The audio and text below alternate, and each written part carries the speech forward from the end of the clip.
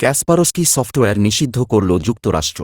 রুশ সংশ্লিষ্টতার অভিযোগে Kaspersky software নিষিদ্ধ করার পরিকল্পনার কথা জানিয়েছে যুক্তরাষ্ট্র। স্থানীয় সময় বৃহস্পতিবার মার্কিন বাণিজ্যমন্ত্রী জিনা রাইমন্ডো এমনটি জানান। মার্কিন বাণিজ্য বিভাগের পক্ষ থেকে বলা হয়, ক্যাসপারস্কি যুক্তরাষ্ট্রে তাদের সফটওয়্যার বিক্রিসহ কোনো কার্যক্রম চালাতে পারবে না, এমনকি ব্যবহৃত সফটওয়্যারগুলো আপডেটও করা যাবে না।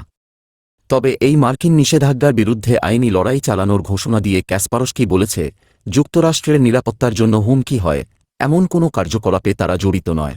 বাইডেন প্রশাসনের এই নিষেধের ঘোষণাটি কার্যকর হবে 29 সেপ্টেম্বর থেকে।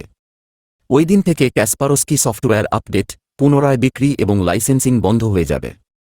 নিষেধাজ্ঞা ঘোষণার 30 দিনের মধ্যে নতুন ব্যবসাও নিয়ন্ত্রণ করা হবে।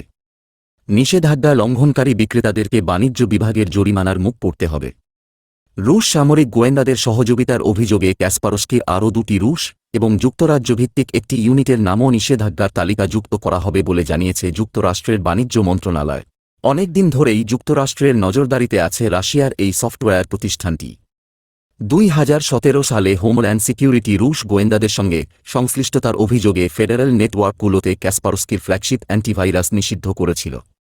এ নিয়ে মার্কিন রুশ দূতাবাসের পক্ষ থেকে কোনো বক্তব্য পায়নি রয়টার্স। এর আগে রুশ কোম্পানি ক্যাসপারস্কি জানিয়েছিল যে তারা বেসরকারি কোম্পানি এবং তাদের সঙ্গে রুশ সরকারের কোনো সংশ্লিষ্টতা নেই।